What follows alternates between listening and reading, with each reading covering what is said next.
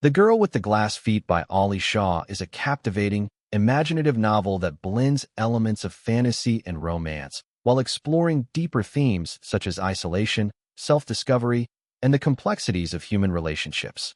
The story unfolds in a surreal, mystical world where the boundaries between reality and the extraordinary are often blurred, pulling readers into a world where anything is possible.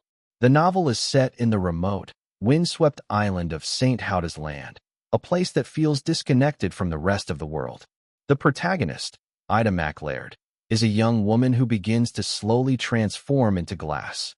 Her feet, the first part of her body to turn into fragile, translucent glass, are the key symptom of this mysterious condition that seems to come from nowhere. Ida's condition is both a literal and metaphorical representation of fragility, both physical and emotional. As her body changes, she becomes increasingly aware of how vulnerable she truly is, not just physically, but in her relationships and in her understanding of who she is.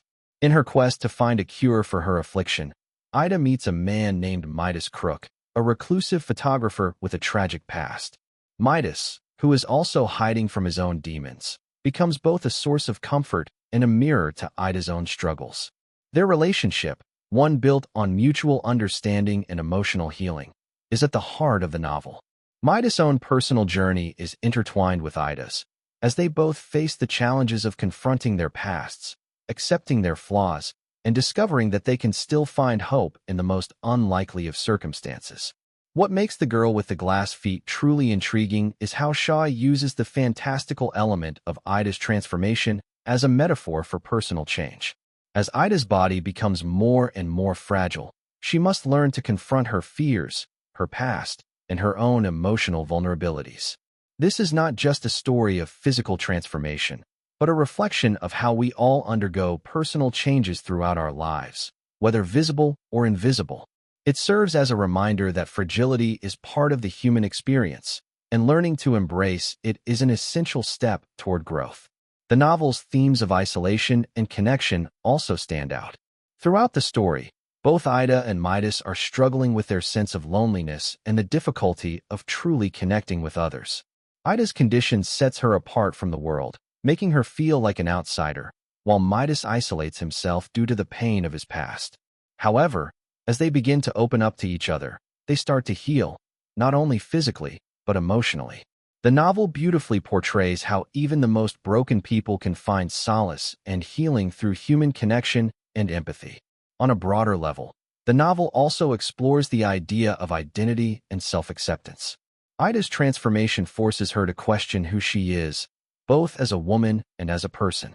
In a world that often values appearance and physicality, Ida's glass feet become a symbol of how society can perceive and judge those who are different.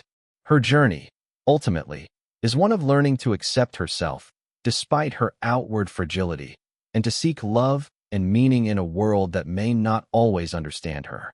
The setting of St. Houda's Land is also essential to the story. The island, with its eerie beauty and mysterious atmosphere, is a character in itself. It's a place where time seems to stand still, mirroring the stagnant, isolated lives of the characters.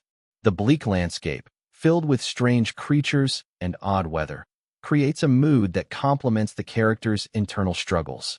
Shaw's writing vividly brings this world to life, immersing readers in a dreamlike environment that feels both otherworldly and deeply grounded in emotion. Now, let's talk about the strengths and weaknesses of the book. On the positive side, Shaw's writing is incredibly evocative and poetic. His world-building is detailed and immersive, and the emotional depth of the characters makes them relatable, even in the most fantastical of circumstances. The central theme of self-acceptance is particularly moving, as it resonates with anyone who has ever struggled with feelings of inadequacy or isolation. However, some readers may find the pace of the novel slow at times, especially as the plot focuses heavily on introspection and character development. The slow-building tension may not be for everyone, especially those who prefer fast-paced stories. Additionally, the novel's surreal elements may be difficult to grasp for readers who prefer more straightforward narratives. Despite these minor drawbacks, The Girl with the Glass Feet offers a unique perspective on the human experience. It's a beautiful exploration of love, loss, and the personal transformations that come with facing our deepest fears. The novel's fantastical elements are seamlessly woven into the story, adding depth and richness without overshadowing the emotional core of the narrative. It's a book that asks readers to reflect on their own lives, to consider the fragility of human existence, and to appreciate the connections that sustain us through our darkest times. In conclusion, The Girl with the Glass Feet is a beautifully written, deeply emotional novel that offers a unique blend of fantasy and reality.